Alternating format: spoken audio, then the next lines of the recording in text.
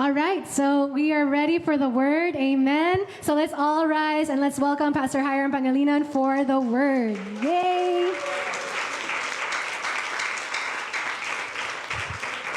Amen. Morning. Who's updated with the goings on in the Middle East? As of this morning, Iran apologized to the neighboring countries na tinira niya. So I think that's a good step. Hopefully, the day or the hour will be soon that it will surrender, just surrender. I don't know what your prayer is, but that's my prayer, that Iran will just surrender. I don't know if this will sound political, but I also am praying that there will be a regime change and something that does not have to come militarily, sana, so that the way that it has been imposing the Islamic faith on its people will just stop, and that the Iranian people will have the freedom to choose to believe in Jesus if they so choose, at hindi sila ma-persecute for following Jesus. Amen. So who's praying here? Who's praying? Kanina ang ganda ng message ni Pastor Finney, and he touched on prayer, and I sincerely believe that this is a season wherein God is just stirring up the hearts of His people to be more prayerful. Kailangan po, we are partners with God in having dominion over this planet. We are partners, and God is looking for people who will stand in the gap in behalf, not just of the land of Israel, but in behalf of the entire planet. At sabi mo yung katabi mo, kasali ka ron. Alright, isa pang item. Who's praying for CSB? Okay, 5. Salamat. Dagdagan natin. Who's praying for Church So Blessed? Ito kasi, this afternoon, immediately after the worship service, aalis po ako. So just in case you're planning to talk to me after this, wag muna, alright? I-postpone nyo muna, i-suspend nyo muna yan dahil na we are going to this lot that may potentially be, wala pa akong sinasabi, that may potentially be a venue for the church, no? And we're praying for favor. Just a quick survey, ha? Kasi ang hinahanap talaga natin, number one, it has to be accessible to the commuters. So ayaw natin nung nasa liblib siya, alright? And number two, it has to have a big space for parking. Kasi nakikita ko lahat kayo de kotse, alam mo yon? At so gusto natin may parking space tayo. So we are praying for this particular lot. Hindi siya along EDSA, pero it's along Aurora. If you know World City Medical Center, alright? Alam niyo ano na station ng LRT? Malapit na malapit po ron. Pagbaba nyo ng station, mag-tumbling lang kayo. Siguro mga 2-3 tumbling, nandun na kayo. If you know St. John Methodist Church, 2 hakbang lang po papunta sa kaliwa. Alright? So, I think that's a very accessible place, accessible for many of us. Be praying about this. We're praying for favor. Ay, goodness. Lord. Can we do that right now? Can you just pray with your seatmate right now? Get a partner. Pag-pray lang natin ito. We ask for, number one, the Lord's guidance. No? That the Lord will guide every step that we take. And number two, that we find favor with the owner of the lot. Alright? Can we do this? Sige po, bigyan ko 1 minuto. Makipray kayo para pagka nagtanong ako kung nagpe-pray kayo, makaka-oo naman kayo. Okay? Let's start praying now.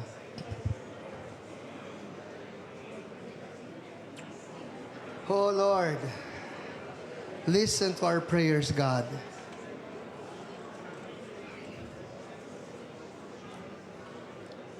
We pray for guidance.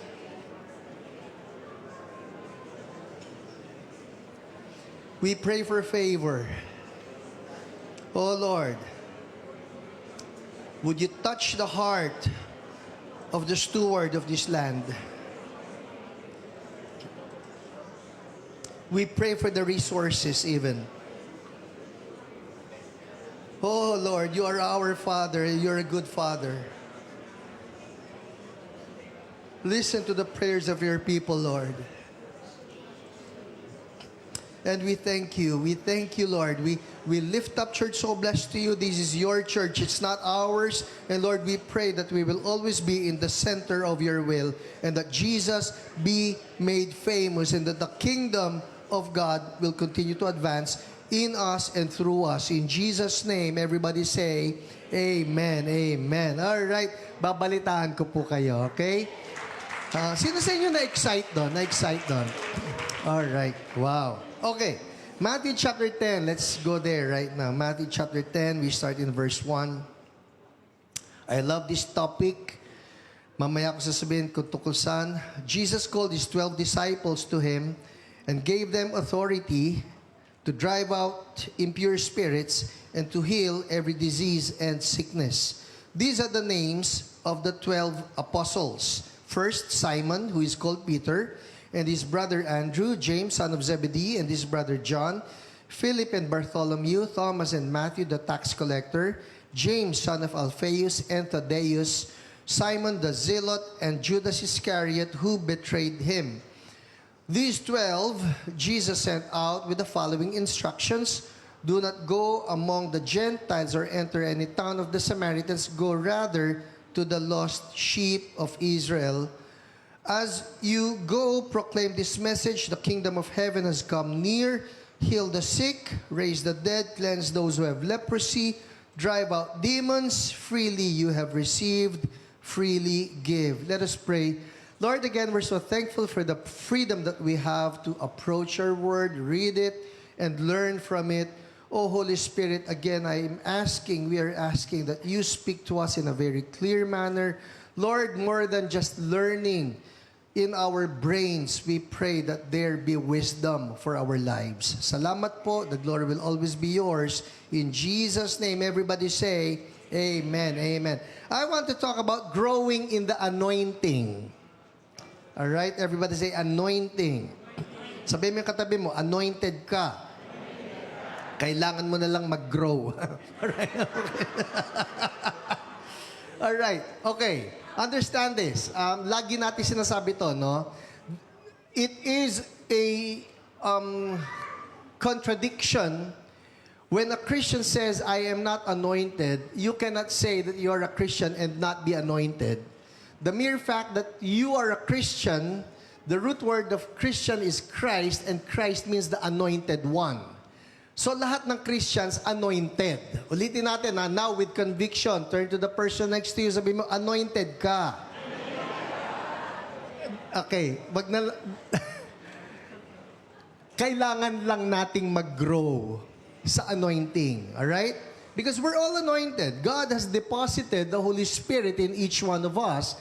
And the fact that Holy Spirit is in each one of us, that means that the anointing is already in us. Because Holy Spirit is the anointing of God. All right?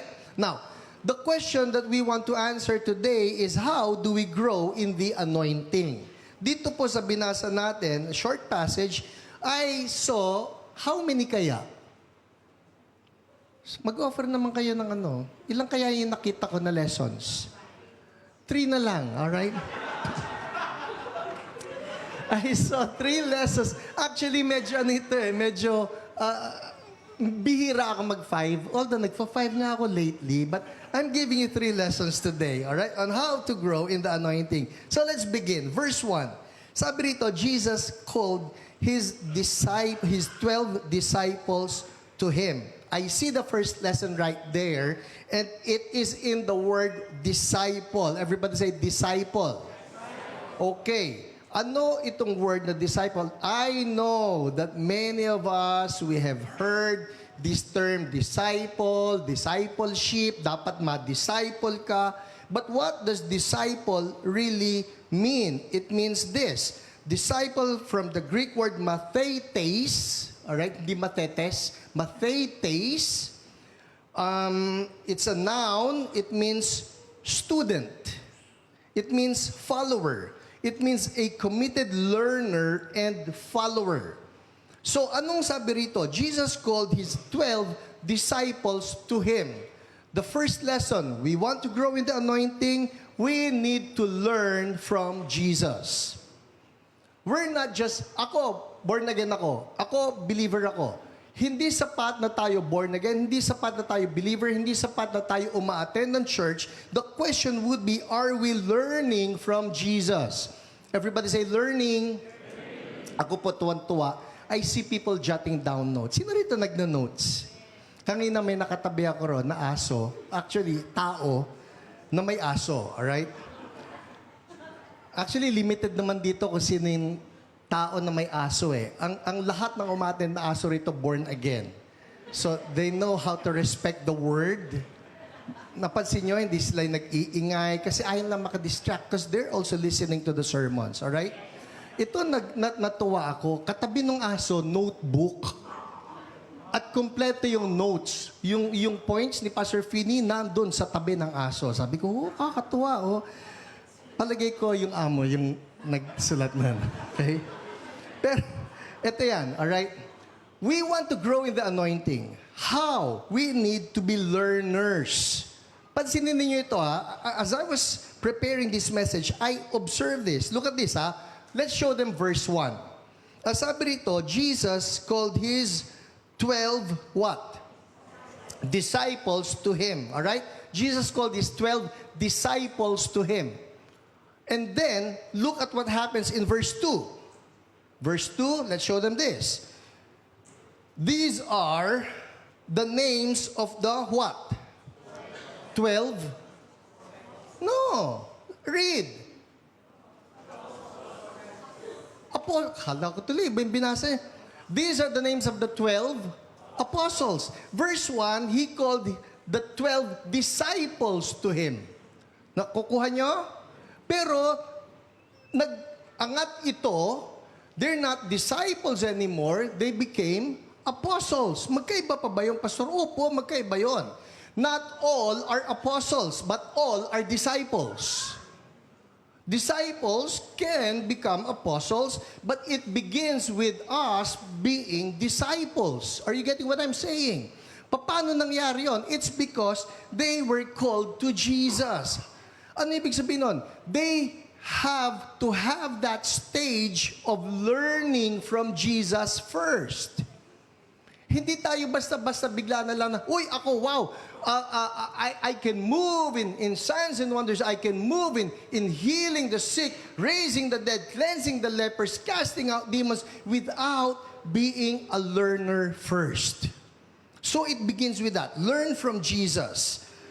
Every believer is called to be a disciple, so we need to keep on learning. The question would be this: how do we learn from Jesus? You be with Him.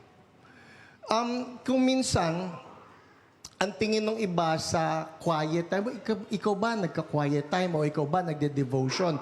Ikaw ba nagbabasa pa ng Bible? Ikaw ba nagpe-pray as in your personal time with God? Some people look at that na masyado naman para namang legalistic ito. But that's not being legalistic. That's just us having to discipline ourselves to spend time with God. It begins with that. Wala pong anointed na hindi nagsimula na nagbababad sa word ni Lord. Walang anointed na hindi nagsimula na nandun spending time with the Lord. Are you getting what I'm saying? So learn from the Lord. Kaya mapapansin ninyo, even in the New Testament, like when it comes to describing believers, ito po yan disciples. Well, let's begin with this.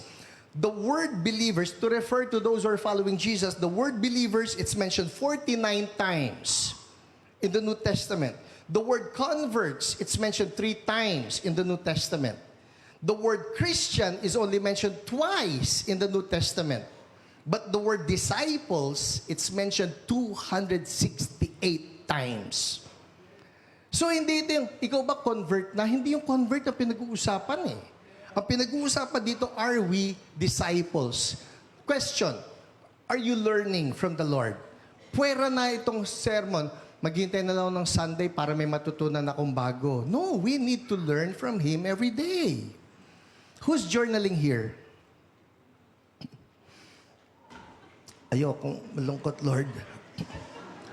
But I trust you journal. Do journaling. May mga insights na naida-download sa'yo si Lord, write it down, write it down. Ako po, ang dami kong naisusulat, pero aminado rin ako, ang dami ko rin nakakalimutan. Natutunan ko kahapon, nalimutan ko na ngayon. Which is why I need to journal. I need to write them down. And then, as you write them down, that's a better way of remembering things. That way, I learn from the Lord. Ito na lang Ano yung sinishare ko sa inyo ngayon? Where did I get this? It came from my having spent some time with the Lord. May tatanong sana ako pero natatakot ako sa baka isagot ninyo. Ang itatanong ko, sino sa inyo may natututunan sa sermon ko Pagkatapos pero kunwari na lang, may natututunan kayo, okay? The question would be, saan mo yan nakuha, Pastor? I learned it from the Lord. How? By spending time with Him. I get to read the Bible. I get to pray. And as I read the Bible, I get these insights. Rarely will you hear me preach on something that comes from a commentary. I'm not saying wala akong commentary. Meron po akong mga commentary sa Bible. Marami rin ako study Bible sa bahay. Pero the things that I usually relate to you and teach even the pastors of Church So Blessed, I get from spending some time with the Lord. Pero ito yun Si Lord, He does not show favoritism, which means if He gets to download to me, He also gets to download to you. Amen. Sabihin mo yung katabi mo, masarap makinig kay Lord. Nangyari sa inyo, you're reading the Bible, and then you just find something, oh wow, ngayon ko lang nakita yan. Nangyari na sa inyo. Ito po, itong Matthew chapter 10 na ito, I've been reading this all my born-again life. Pero nung ginagawa ko lang yung sermon na ito, nung ko lang nakita, oh wow, bakit sa verse 1, 12 disciples? Bakit sa verse 2, naging 12 apostles? Oo nga no, bakit nagkaiba? Because something happened. And I'm going to point number 2 and show you what happened. So, from being 12 disciples, they became the 12 apostles. Why? What's the first lesson nga pala? Alright. Learn from Jesus. Anong ibig sabihin? We are disciples. Again, tell the person next to you, you are a disciple. I am a disciple. Ano ibig sabihin ng disciple? Learner. Alright? We learn from Jesus. Gusto kong idiin yon. Kasi, well, I need to highlight this. I was just conversing with one pastor 2 nights ago. Yung church nila moved in, I don't know if you've heard of the discipleship movement. Noon po ito, we're talking here of the 80s. The discipleship movement, it created so many wounds among believers. Dahil ang nangyari noon sa discipleship movement is si discipler had so much control on the disciple that the disciple could not do anything without the permission of the discipler. Anong toothpaste mo? Close up po. Ay, bawal yan. Dapat happy. Okay? I mean, we're talking here of just being so legalistic that the disciple could not do anything without the permission of the discipler. Ay, may nakita ko na palagay ko, siya na yung kalooban ni Lord para sa akin. Pagpaalam mo muna sa akin, bakit? Ako ang discipler mo. Alright? Titinan ni discipler, hindi siya ang kalooban ni Lord para sa'yo. O sorry ka na lang. Kasi hindi pumayag sa discipler. Are you getting this? Noon po, nagkaroon ng so much control dito sa discipleship movement na ito that many actually got wounded and left the church. Well, okay lang naman. I have no problem if a discipler is godly and truly hears from the Lord. The problem is if the discipler is legalistic and is trying to control you, that is not the discipleship of the Bible. Alright? Kaya nililinaw ko rito, halimbawa lang, you're talking here of learning from Jesus. Everybody say, I am a disciple.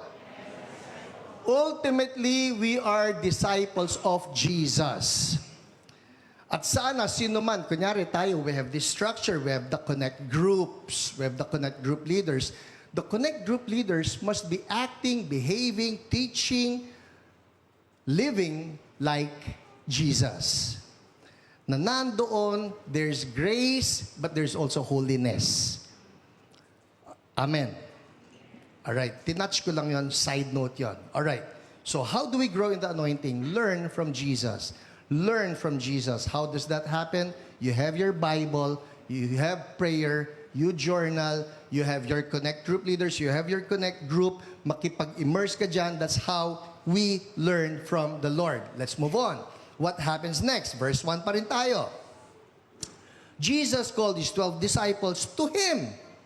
To Him. Pati po yung mga connect groups natin, they should all point to Him. It's Jesus. Everybody say, Jesus. Nakangino loyalty natin? Kay pastor. Nakangino loyalty natin? Kay Jesus. If we see something wrong, including with the pastor, including with me, people, you have the freedom to approach me. Correct me if necessary. Because I'm not God. Pastor, hindi ko gusto yung hati ng buhok mo. Ay, sobra ka na. But I just want us to see here, wala ritong hindi pwedeng makorek kung mali. Alright? I'm saying that, of course, in the light also of some scandals that have transpired recently, we should all be rebukable. Tama ba yan? Parang sa airline yun rebukable. We should all be correctable. Lahat tayo pwedeng iayos, itama. That includes the pastor. Amen? We're all learners, and our master is Jesus. Second lesson, how to grow in the anointing. Let's move on. Sabi rito, Jesus called his 12 disciples to him and what? Gave them authority to drive out impure spirits and to heal every disease and sickness. Second lesson here, how to grow in the anointing. Receive his authority.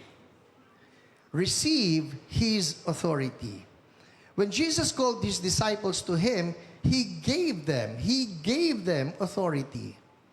Now, the Greek word for authority is exousia. The spelling is E-X-O-U-S-I-A. Exousia. And it means this. It means privilege. So he gave them the privilege. Not only that, it means delegated influence. Now, the key word would be delegated. Exousia or authority is delegated influence. Meaning to say, it's not yours for you to say, ako may authority. It is yours only because Jesus is delegating it to you. Alright? Okay, balikan natin. So, Lord, I want to grow in the anointing. So what to do? Learn from Jesus. Spend time with Him. Read His Word. Immerse yourself in the Bible. You pray. You have your time with God. You learn. You journal if necessary so that you will learn from the Lord. Lord, ito yung naintindihan ko from you today o ito yung naintindihan ko sa sermon today. So I'm learning, Lord. I'm learning. Now, what to do? Ito po, pansinin nyo The learning would basically be touching our understanding. It's touching our minds. But the authority, it touches our spirits. Authority is not something that you just put here. It is something that you imbibe in your being. A person can actually have so much learning, ang dami mong alam, pero wala kang authority. Pwede kang magpunta ng seminaryo, pwede kang magkaroon ng maraming degrees, have so much learning, you're feeding the mind, you know all the Greek words, you know all the Hebrew words, pwede ka pang mag-Latin kung gusto mo. But when it comes to moving in power, you have no authority. Case in point, the Pharisees. Imagine these people would actually stand their ground in front of Jesus and have Jesus debate with them. Nakikipagtalo. Bakit? Because they have so much of this, but they don't have authority, which is why when Jesus started preaching in the synagogue, the comment of the people was this: wow, what teaching! And he does it with authority, unlike the teachers of the law. So you have the teachers of the law, and yet compared to Jesus, they were not carrying any authority. Who wants to grow in the anointing? Ito yun eh. Lord, gusto ko marami akong malaman. Sino rito gusto niya marami kayong malaman? Tukol kay Lord. Tukol sa word niya. I want that. Gusto ko tayong lahat. Ganon. Kanina lang, papunta kami rito, nakita namin may mga babaeng nakapalda dyan sa harapan. Wala akong problema sa mga babaeng nakapalda. Pero mga babaeng nakapalda na may hawak na payong. Pastor, mainit yung araw eh. Hindi po. Jehovah's Witnesses yun. Alright? And, naglalakad dyan. Now, my heart goes out to them na sana we will be given that opportunity na ma-sharean sila ng word. The point being, they can have so much learning, although wrong yung learning nila, but they cannot really do what Jesus is telling His people to do, like heal the sick, raise the dead, cleanse the lepers, cast out demons. Why? Because they have not received that authority from the Lord. Eh, sino lang pala yung bibigyan? Yung mga anak ni Lord. Sabi mo yung katabi mo, kasali ka ron. Who likes that? So, ganito we're talking here of being holistic. Lord, I want to learn from you. So the Lord feeds us with revelations from His Word, feeds us from His Word. Na, Lord, I love what I'm learning. I love what I'm learning. But it does not stop with the learning. We need to move on and then receive His authority. Everybody say authority. Papaanong na re-receive yon? Ito na po. Yung sinasabi ko kanina, they started as disciples, that's the learner, learning, but after they received the learnings, Jesus released the authority. And they received the authority, thus it moves on to verse 2 that the 12 disciples became the apostles. Anong kombinasyon? Naging learner and then receives the anointing. Are you saying, Pastor, lahat ng learners magiging apostles? Well, not the title apostle, but the function of the apostles as in to be sent to do the works of the ministry? The answer is yes. Talaga? Again, lilinawin ko. I'm not saying that every believer is an apostle, but I'm saying that every believer can do what an apostle has been called to do, which is to be sent forth. The Greek word for apostle is apostolos. All right? Meaning one sent out. Eh tayong lahat sinisend na ni Lord eh. Matter of fact, the word here that they were sent out, it's apostelo, which is to be sent out. Pagka tayo, sinabihan, kunyari, yung gibor. Ulitin natin. Kunyari, yung gibor. Yeah, okay? Meron sila activity sa March 20. Diba? Is it true that March 20 is a holiday? Is it? So, sure yon. Sure na yan. Okay, somebody Google. Okay, somebody Google. Pero pagka-Google nyo, tama na ha. Mamaya kung saan na uli kayo umabot. Pero ang invitation po kasi ng Gibor, hindi lang daw ito pang kalalakihan. Alright? Everybody's invited. We go to Quezon Memorial Circle. Pagkatapos, they will, ano sabi niya? They will jog, eat, share. I like the second word right there. So, jog, eat, share. Punta doon, this is not just for the men. This is for everybody. So what are we going to do? We're being sent out. So, you don't carry the title apostle, but you get to do what the apostle does, which is to be sent forth. You go share the gospel. You go share Jesus with someone. Now, balikan natin. You learn from Jesus, you receive His authority. Look at this, ha? How do we receive His authority? You, ulitin natin, delegated. Everybody say delegated. Ibig sabihin, here's Jesus, sabi niya, oh Hiram, I'm releasing my authority to you. Authority is delegated privilege. It is delegated influence. I'm delegating it to you. How do I receive this authority? I stick with, I remain with, I abide with the one who is releasing that authority to me. Hindi ko pwedeng galawan ang healing nang hindi ako nakadikit kay healer. Hindi ko pwedeng galawan ang deliverance nang hindi ako nakadikit kay deliverer. Gets? So how do we receive His authority? Stick with Jesus.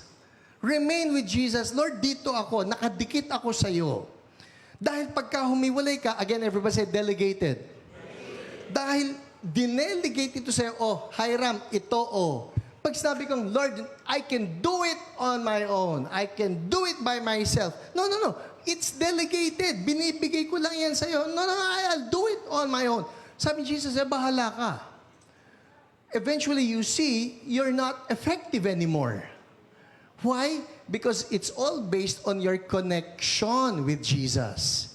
So we receive His authority by remaining with Jesus. Look at this, John 15. Look at this. John 15, we start in verse 4. Sabi ni Jesus, remain in me as I also remain in you. No branch can bear fruit by itself. It must, everybody say must. Ano ibig sabihin ng must? Kailangan. Alright? Kailangan. It must remain in the vine. Neither can you bear fruit unless what? You remain in me. What's the fruit? Heal the sick, raise the dead, cleanse the lepers, cast out demons. The anointing. Jesus is saying, you cannot really move in the anointing unless you remain in me. Verse 5, I am the vine, you are the branches. Tell the person next to you, you are the branch. Right? If you remain in me and I in you, you will bear what? Much fruit. Apart from me, you can do nothing. Who wants to bear much fruit? Ang alam kasi natin dito yung fruit na okay, I'm growing in love, in joy, in peace, in patience, kindness, faithfulness, gentleness, goodness, self-control. Sabi ni Jesus, kasama yon. You get the love, you get the joy, you get the peace, you remain in me. But not only that, you get the anointing, you get the signs, you get the wonders by remaining in me. Dapat nakadikit tayo. Which will explain why if a person, if a believer is becoming carnal, is becoming worldly, he is no longer effective when it comes to moving in the anointing. Let's move on now. Verse 6. If you do not remain in me, you are like a branch that is thrown away and what? Withers. Such branches are picked up, thrown into the fire, and burned. Verse 7, if you remain in me and my words remain in you, look at this part. I love this part. If you remain in me and my words remain in you, what? Ask whatever you wish, and it will be done for you. That's the anointing. Lord, I'm asking for the anointing. If you remain in me, my words remain in you, ask whatever you wish. Lord, this is what I'm asking for. It will be done for you. Why? Because you're remaining in Jesus.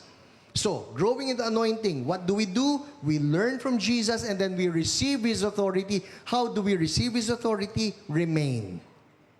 Remain in Jesus. Hindi po pwede rito yung Lord ha, gusto ko lang yung power pero ayoko ng communion with you, ayoko ng intimacy with you, fellowship with you. Does not happen that way. Wala tayong magagawa kung hiwalay tayo kay Jesus. Remain in Him. Observe this. You read the Gospel of Matthew. Sino sa inyo nabasa ng Gospel of Matthew? Please. Okay, good. All right. We're in Matthew chapter 10. All right. You'll read that the ministry of Jesus started in Matthew chapter 4. After the temptation, and then He starts moving in the ministry, starts moving in power. He starts healing people. He starts casting out demons, deliverance, and everything. From Matthew chapter 4 hanggang Matthew chapter 9, you will not see the disciples healing anyone. Walang ganon. The mandate for the disciples to start moving in the anointing only started in Matthew chapter 10. Hoy, ang tagal ah. Opo, matagal. Bakit? Kasi from Matthew chapter 4, when Jesus starts calling one by one the original disciples, tinawag niya si Simon, tinawag niya si Andrew, tinawag niya si James, tinawag niya si John. Come, follow me, I'll make you fishers of men.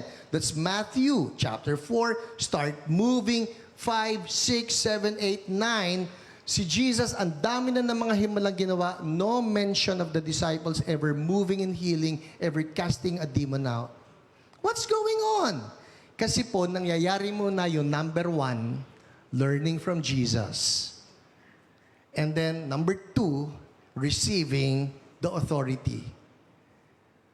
Until they have done the learning, again, everybody say, learn from Jesus, receive the authority. It was only after those 2 took place that Jesus is now releasing them. Now, do it. Ang sarap nung ganon. That the disciples started moving in authority because they stayed with Jesus. Naaalala ko po when Church So Blessed was in the beginning stages. Before we became Church So Blessed, we were known as Jesus the Lord of Hosts. All right? Jesus the Lord of Hosts. We were known to the body of Christ as JLH. Bakit pinangalan tayo na Lord of Hosts? Kasi po, Lord of Hosts is the militant name of God. Ito yung palaban na pangalan ni Lord. Lord of Hosts, another term for it would be Lord of the Armies or Lord of the Angelic Armies. Palaban itong pangalan na ito. Bakit yung palaban na pangalan ng ginamit niyo? Because back then, JLH was known more as a spiritual warfare / deliverance church. Kaya nga pagka mayroon yung mga churches o mga fellowship na may mga sinasapian, maghihingi yan ng tulong na punta kayo rito, sana maturuan nyo kami ng deliverance, sana mapalayas ninyo yung mga demonyo rito, etc., etc. So, we were doing that. Pero ito po, reminiscing now, I remember back in those days, lahat po, and I mean lahat, ng papasok sa praise team at lahat ng papasok sa dance ministry, yung mga tamburista, tama ba yung tamburista? Sila, ikaw tamburisto. Okay? Pero lahat ng papasok sa praise team, lahat ng papasok sa deliverance ministry, they all know how to do deliverance. Everybody. Pag may imbitasyon ako sa probinsya, sabit lahat yan. Sabit. Pupunta yan kung saan ako, nandun yan. Pag kami lumapit sa akin, magpapapray, I'll just point to anybody. Just point to anybody. Halika, pag-pray mo ito. Point to anybody. At wala po dyan, hindi, ayoko niyan, pang-sayaw lang ako. Walang ganon. O, ayoko niyan, pang-keyboard lang ako. Hindi po. Every believer, every person who is a minister in the church, it's a given, they know how to do it. Paano nangyari yon? Kasi po, they are learners. And number two, they have received authority. And that's the idea for every believer. Hindi ito yung, hala, para kang may demonyo. Kailangan tawagin natin si pastor. Hindi po eh. Because every believer can do it. Amen? Sabihin mo yung katabi mo, kaya mo yun. Alright. So, nakakadalawa na tayo. How do we grow in the anointing? What's number one? Learner. Alright, be a learner. Learn from Jesus. Number two? Alright, receive His authority. Now, how do we receive it? You remain with Him. Stick with Jesus. Doon ka lang. Lord, gusto kong bumabad sa inyo. Kasi kung ano yung binababaran mo, nahihigop mo eh. Nahihigop mo eh. Sino rito nakatikim na ng atsara? Sino rito gusto ng atsara? Paano kung yung papaya nilaglag mo lang sa suka tapos kinuha mo after 5 minutes? Hindi yan atsara eh. Kinakailangan nanunuot. Sino rito nasasarapan sa adobo? Hindi po pwedeng kalalaglag mo lang nung baboy o nung manok doon sa toyo at suka ng 3 minuto, hinango mo na eh. Matter of fact, adobo tastes better the following day. Kala nyo ha? Ako taga-kain lang. The same thing with paksiw. Paksiw tastes better the following day. Ano yung punto rito? Imagine itong si baboy o itong si manok na inadobo mo. Imagine that's you just immersing yourself in Jesus. Yung flavor ni Jesus nasa iyo na rin. And so, you launch out into the ministry, kangi-kangin lang, disciple sila eh. Sandali, may nangyari. Ano yung nangyari? Nag-receive ng authority. How did he receive the authority? He immersed himself in Jesus. From Matthew chapter 4 to Matthew chapter 9, they were just immersing themselves in Jesus, which is why now Jesus can say, you know what? It's time to go. Pwede na, larga ka na. Which is number 3. Alright? Sabi rito, number 3, verse 7. Jump tayo. Matthew chapter 10, verse 7 says here, as you go. Everybody say, go. Again, I'm saying, from Matthew chapters 4 to 9, there was no mention of go to the believers. There was no mention of go to the disciples. It was just, learn from me, all right? Learn from me. Dito kayo. Stay and learn. Stay and learn. So they're learning. They're immersing themselves in Jesus. And in that time of immersion, Jesus was actually saturating them with His own anointing. And now He's saying, you can go now. As you go, proclaim this message. The kingdom of heaven has come near. Heal the sick, raise the dead, cleanse those who have leprosy, drive out demons. Freely you have received, freely give. Number 3, who wants to grow in the anointing? Alright? Ito po ulitin natin. We learn. We learn. So ang dami nating nalalaman, ang dami nating natututunan. So, for us to be able to remember them better, you can do journaling. Alright, Lord, I've been learning. 3 taon na akong Christian. Lord, I've been learning. Lord, 30 taon na po akong Christian. I've been learning.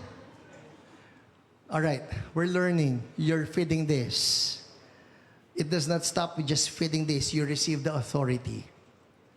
We receive the authority, immersing ourselves in the presence and the glory of God. Finally, number 3. And this is what is so important. Many people, they have the learnings, they've been receiving, Hoy, tagal ko na sa CSB dami ko na nakitang iba-ibang himala dyan. Nandun din nga ako nung umulan ng gold dust sa church eh. Sinong naroon nung umulan? Sinong naroon? Oh, ulitin natin. Sinong naroon nung umulan ng gold dust? Oh, wow. So, lahat ng hindi nagtaas, wala ron. Sino sa'yo gusto uling makita yon? Diba? Because Jesus Christ is the same yesterday, today, and forever. I think what's important here is just that we create the atmosphere that will welcome the glory of God. Anyway, learning, immersing ourselves, receiving the anointing, to grow best and to grow fastest. Number 3 is this: be activated. Ano ibig sabihin ng be activated? That means, whatever you've learned, whatever you've received, it's now time to put them into application. Be activated. Don't waste the delegated authority. Yun. Don't waste it. Nandyan eh. Nilagay sa iyo eh. Use it. When you are sent out, that's the apostello, because it says here, as you go. Again, tell the person next to you, you go. Okay? And the term there is apostello. Very much related to the apostolos. Kaya sabi ko nga, apostolos is a title given to the apostles, but that is not to say that we cannot do what the apostles are doing, which is to go. How? Na-receive na natin eh. Anong gagawin natin ngayon? We need to look for those opportunities. Lord, saan mo ko pwedeng gamitin so that I can just release your anointing to someone? Sa totoo lang po, yung mga opportunities na yan, they're all over us. Ang tanong lang ay kung we will take that step of faith and go for it. Nung isang, I think it was Monday night or Tuesday night, Tuesday night, naglalakad kami ni Wesley. I'm doing some walking. Napansin niyo ba ang payat ko na? Sige, huwag niyo nang pansinin. Pero lakad-lakad kami. Shh, shh, shh, shh. Malalaman nilang binabayaran kita eh. So, naglalakad kami. Pagkatapos meron kaming nakasalubong, halos lahat na ng dogs sa village nakasabay namin sa walking. Kilala ko na eh. Alright? So, nung nakasalubong ko, sabi ko, yan ba si Nala? Opo. Oh, Nala. Maya-maya, asan na yung anak niya? Ay, hindi po niya anak yun. Binili po yun, hiwalay po yun. I'm talking here of a Labrador na sobrang tabang ang cute. Malaki. Cute. So, maya-maya, sumunod na yung hinahanap kong aso. Anong pangalan nun? Wesley, anong pangalan? Ay, kita mo, hindi mo alam. Alright. Basta. Nung nakita ko, itong aso, pumiglas, ang laki po ng lab. So, pag yan ng hila, medyo kung mahina ka, tatangayin ka eh. Alright? Yung amo niya, she was 60. Remember? Hoy, huwag kang gumaya sa akin. Dapat naalala mo yan. Anyway, I'm 58. She must be 66 probably. So, nung gumanon si Doggy, parang na-pirouette ng konti yung kanyang tuhod, na ganyan siya. Sabi niya, don't do that. Sabi niya dun kay Doggy. Dahil, sabi niya, kasi something happened to my knee, ganyan. Pagkatapos, one time, nililibot ko siya. Tapos si neighbor, meron siyang German Shepherd na hindi nakatali. Hinabol itong Labrador. Sabi ko, hala, hindi naman palaban ng Labrador sa German Shepherd eh. Ang alam lang po ng Labrador, makipaglaro. Alright? At magpa-cute. At kumain. Yun lang ang alam niya. Sabihin mo, makipaglaban, walang ganyan. Nilaban ng German Shepherd. In short, she was forced and there was so much pressure on her knee na gumanon yung tuhod niya. So, nagkikwento siya. Habang nagkikwento siya, ako naman, okay, eto na yon. Can I pray for you? Sabi ko, can I pray for you? Sabi niya, yeah, of course. Of course. So, can I place my hand on your knee? Sabi niya, oh, yes, yes. Pray. In Jesus' name, I speak healing right now. I speak to the ligaments, the bones, the nerves, the muscle, everything in the name of Jesus, be healed. Sabi ko, check it out. Nakaganyan, thank you. No, I mean, check it out. Well, I appreciate the prayer. Check it out po. Because, we've prayed for people na there was instant healing, Well, I appreciate that. Ganyan. Okay. Well, not the usual story na maikikwento ko na pinag-pray and then nag-check it. Oh, wow, wala na instant healing. Walang ganon. But this is what I know. When I prayed for that person, I saw an open door right there to just manifest the goodness of God. Kasi itong inisip natin na, paano kung walang mangyari? Wag na lang, para wag mapahiya. So in the process of para wag mapahiya, we're not going for it. Ang akin ay, Lord, I'm going for it. Because that's the only way that I get to grow in the anointing. Sino sa inyo nakakita na ng may sakit? And then you took that step of faith. Ibang usapan na yan. No, do it. Do it. The burden of healing does not rest on us. The burden of healing the person rests on the Lord. The burden of obedience rests on us. Tayo yun. Ang papel natin, hindi yung magpagaling. Ang papel natin, sumunod. Are you getting this? Who wants to grow in the anointing? So what we need to do is just obey. Lord, here's an open door. I'm entering that door. I'm going for it. Lord, kayo na po ang bahala. Amen? Pwede practice lang ito. Lord, I will obey. Kayo na po ang bahala. And then, just say, check it out. Check it out. There was a woman sa isang resto. I won't name the resto anymore, but it's a huge resto. And lots of branches na makikita ninyo sa mga mall. Yung may-ari nung resto na ito, tinawagan ako, Pastor, sabi niya, can you come to our place and let's have dinner? Ang sarap po ng pagkain doon. Ang sarap ng pagkain doon. Kaya sabi niya, let's have dinner. Tinignan ko yung kalendaryo ko, wala akong gagawin. Maluwag na maluwag. Pupunta ako dyan. So, pumunta kami. Alright? Pagdating ko doon, ito ang nalaman ko. So, we were having our delicious meal. I still remember, I was with Pastor Herman, a good friend. Pastor Herman Martyr was there. And kumakain kami. Bumulong sa akin yung may-ari ng resto. At ang sabi niya, Pastor, sabi niya, kaya ko kayo na-request na mag-dinner dito. Sabi ko, yung pala yan. Kala ko pakakainin lang ako na masarap kasi hindi pala, may iba pa. So, kaya ko kayo na-request na, kasi meron kami ritong tauhan, sabi niya si Manang. At least kaya ko sabihin yung pangalan ni Manang. May kilala kayong Manang? Sino rito may kilalang Manang? Alright? Magkakaiba yung kilala nating Manang. Hindi nyo kilala si Manang. Alright? Sabi niya, kasi may kasama kami rito si Manang. Sabi niya, love na love siya ng lahat ng tao rito. Yun nga lang, for the past, I forgot, probably past 7 years or 10 years, hindi na niya kayang maglakad. Sobrang sakit ng kanyang arthritis.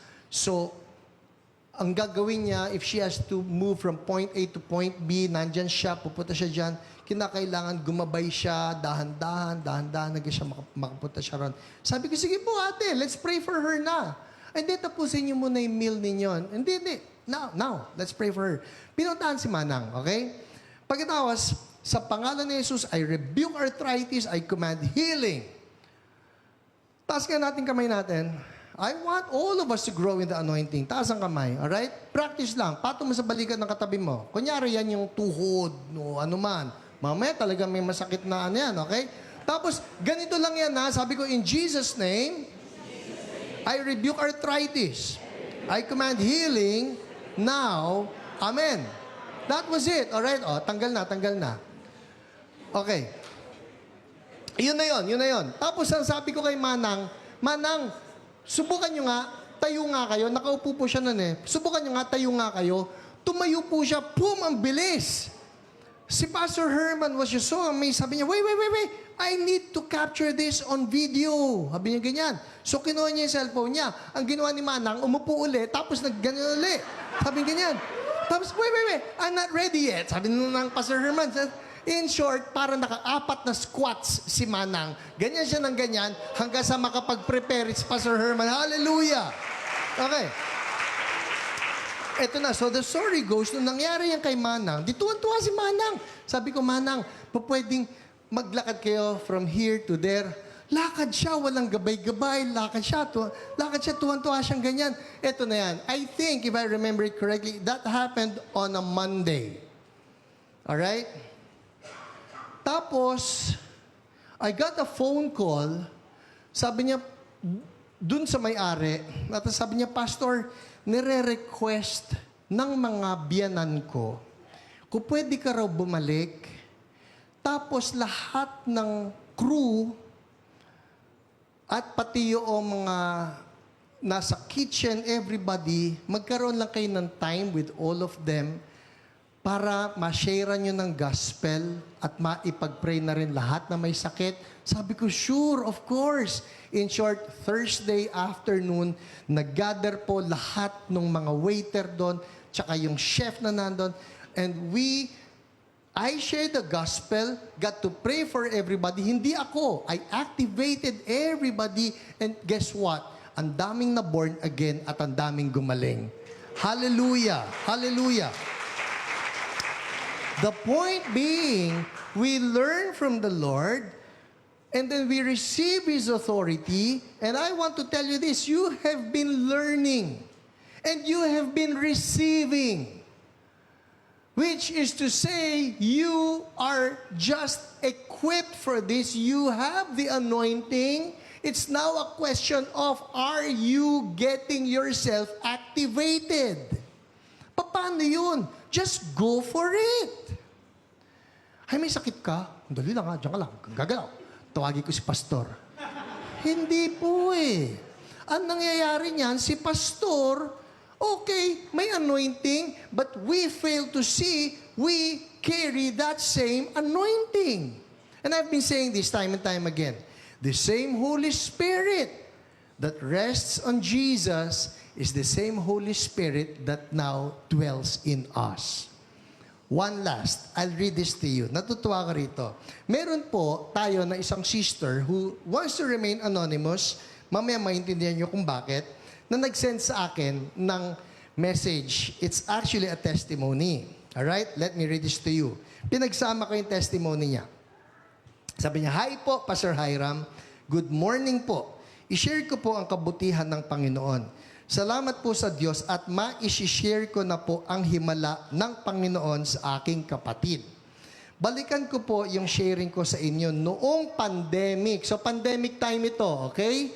June 4, 2021, ang brother ko po ay na-COVID. Naalala niyo, the first salvo nitong COVID na ito, like everybody, yun yung parang pinakamatinding mga tipo ng COVID eh. Alright? Kasi later on, humina na siya eh. Parang humampas sa Sierra Madre ang dating eh. Okay? So, June 4, hindi, yun na yung Omicron eh. Yung Omicron, wala na yan eh. Parang sipon na lang ang dating eh. June 4, 2021, ang brother ko po na COVID, mag-isa lang po siya sa hospital noon sa probinsya, bandang north po. Sa sobrang anonymous, pati probinsya, hindi pinangalanan eh, no? Bandang north. Worried po ako kasi may ilang friends ko na alam kong healthy, pero bigla kong nabalitaan ay namatay dahil sa COVID. Tayo rito, may mga kilala kayo na, di ba? Etong brother ko na mahina ang immune system ay nasa hospital, baka hindi niya makayanan. Mamaya, you will know bakit mahina yung kanyang immune system. That time po ay lagi akong nanonood sa HIO at sumasabay sa prayer. Sino sa inyo nababless sa HIO? Sino sa inyo nanonood pa nung The Healing Class? Ako po, pinapanood ko yon. Actually, enjoy na enjoy ako ron. Enjoy na enjoy ako. At si Wesley, pagka kasama ko sa mga sorties ko, when I go to the provinces or different churches, pag nandun na ako, sabihin, asan po si Wesley? Asan po si Wesley?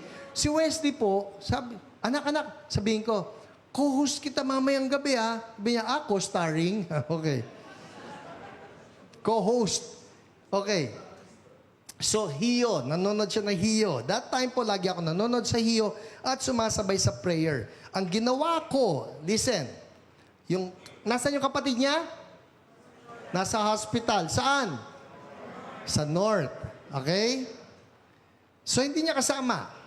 Sabi niya, ang ginawa ko, sumabay po ako sa prayer, inisip ko na nasa tabi ko lang ang kapatid ko. Na-confined po sa hospital ng brother ko dahil nag-positive siya sa COVID. Nung Friday po, June 4, 2021, sumabay po ako sa prayer ninyo. Nung sinabi niyo po na ilagay niyo ang kamay sa may sakit, ang ginawa ko po, sinulat ko na lang sa papel ang name ng brother ko, tapos nilagay ko po ang kamay ko sa tapat ng sinulat kong name niya, habang nagpe-pray, at inisip ko na lang po na katabi ko siya. That's faith. Alright? You remember, pwede ba yung pastor hindi mo katabi pinag-pray mo? You remember the centurion who approached Jesus? Sabi ni Jesus, gusto mo samahan kita? No, Lord. I know authority. Oh my goodness, that's a powerful lesson on authority. Sabi niya, no, Lord, I know authority. If a soldier is under me, I just tell this soldier, you go there, and he goes there. I tell this soldier, come here, and he comes here. I know authority. And then this centurion says, just say the word, and my servant will be healed. Same principle. So sabi niya, hindi niya katabing kapatid niya, pero nagsulat siya sa pangalan, sa papel, and then, sabi niya, nilagay ko po ang kamay ko sa tapat ng sinulat kong name niya habang nagpe-pray at inisip ko na lang po na katabi ko siya. Kinabukasan, kinumusta ko siya. Sabi niya, nag-okay na po pakiramdam niya. At sabi ng doktor, need niya ng chest x-ray para makita yung lungs. After po ng x-ray, wala naman daw problema, so pinalabas na po siya agad ng hospital. Supposed to be 2 weeks pa sana siya doon. You remember? Pagka nagka-COVID, 2 weeks, para sa ganon, meron kang, anong tawag nila ron, Marlo? Incubation. Alright? Dito ka lang. Bawal. 2 weeks. Sabi ng doktor, wala ka na. Nasakit. Pero, ito na ang lumabas sa x-ray. Okay naman po yung lungs niya. Ang Panginoong Jesus, instant po magpagaling. Purihin po ang Panginoon. Salamat sa Kanya at maging sa mga taong nanalangin sa Kanya. Sige, palakpakan natin si Lord. Hallelujah! Salamat po sa Hiyo. Tunay nga po na nagpapagaling siya. Eto na. Pag uwi niya, tinawagan niya ako. So, nakauwi na. Pinaalis. Wala rin problema. Napaiyak pa nga po ako sa sobrang pasasalamat at tuwa. Sabi niya, eto sabi ng kapatid niya, ate, sabi ng doktor, di ba magaling na siya sa COVID? Ito po yun Bakit mahina immune system niya? Ito yun. Sabi ng doktor, nag-negative na rin daw ako sa HIV. Hallelujah! Purihin ang Panginoon. Thank you so much, Lord. Yun yung dahilan, yung mahinang immune system. Kaya siya nangangamba na, hala, baka kung ano mangyari sa kapatid ko. Kasi nga, HIV na, tinamaan pa ng COVID. So many people, very healthy, tinamaan ng COVID, patay. Siya may HIV. Ito yun Pinagaling ni Lord, yung COVID, pati HIV, tinanggal na rin ni Lord. Hallelujah! Woo! Ito. Nung una, nag-hesitate po ako na i-share. Kasi po, before, pag nalaman ng ibang tao na HIV positive, iba ang dating ng HIV positive. Kahit nga po sa ibang member ng family namin, hindi namin pinapaalam. Thank you po sa inyo, Pastor. Thank you sa Hiyo, sa lahat ng langin tunay na buhay ang Diyos ng Himala, ang Diyos na nagpapagaling. Alright, bakit yun ay kinuwento ko? That's being activated. Nagpatong ng kamay. Yun na nga lang, sa papel na nga lang yan Sino rito nakakita na ng papel? Nagpatong lang ng kamay, Lord, I'm taking it by faith. Yung kapatid ko, pinapatungan ko ng kamay. Nandun siya sa probinsya sa north. Tayo may mga nakikita may sakit. That's an opportunity. Lord, I want to grow in the anointing. Pagka nakakita tayo ng need, that's a chance to grow in the anointing. Amen? Who learned something? Learning. And then we're receiving the authority. Tell the person next to you, meron kang authority. Ano na lang ang kailangan gawin? Let's get activated. How? You see an opportunity, go for it. Huwag na kayong maghanap. Sandali yung thinking altar minister. Ay, meron pa rin tayo altar ministers. Pero what I'm saying is, you are anointed. Let's all stand up.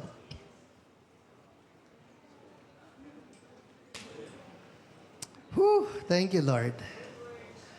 Hallelujah. Panginoon, maraming salamat kasi totoo yung word ninyo that says God shows no favoritism.